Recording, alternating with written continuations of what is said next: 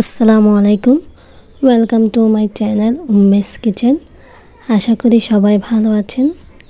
আজকে আমি আপনাদেরকে বানিয়ে দেখাবো শীতকালীন টমেটো দিয়ে টমেটোর টকের রেসিপি।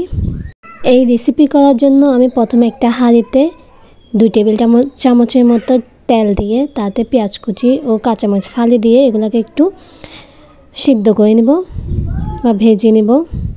তারপর দিয়ে দেব এখানে হাফ চা চামচ হলুদ গুঁড়া ও 1 চা চামচ লাল মরিচের গুঁড়া। ঝালটা আপনারা আপনাদের টেস্ট অনুযায়ী দিবেন।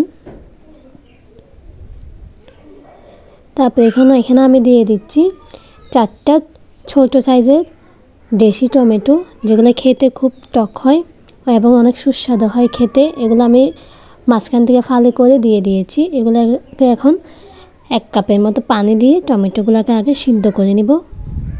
যদি আজকের আমার এই অসম্ভব সহজ রেসিপিটি আপনাদের কাছে ভালো লেগে থাকে তাহলে প্লিজ আমার চ্যানেলটা সাবস্ক্রাইব করে দিবেন। সিদ্ধ হয়ে এসেছে। টমেটোগুলো সিদ্ধ হয়ে এলে এরকম একটা ডাল ঘুটনি বা ম্যাশার দিয়ে টমেটোগুলোকে একটু ম্যাশ করে নিব।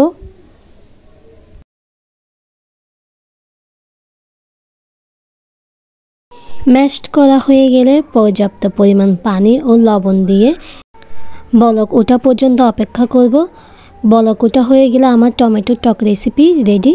দেখছেন বানাতে কতটা সহজ, কিন্তু খেতে কিন্তু তার চেয়ে অনেক গুণ মজা। আশা করি আপনারা সবাই একবার হলে ট্রাই করে দেখবেন। আজকের জন্য এখানে বিদায় নিচ্ছি। ধন্যবাদ সবাইকে।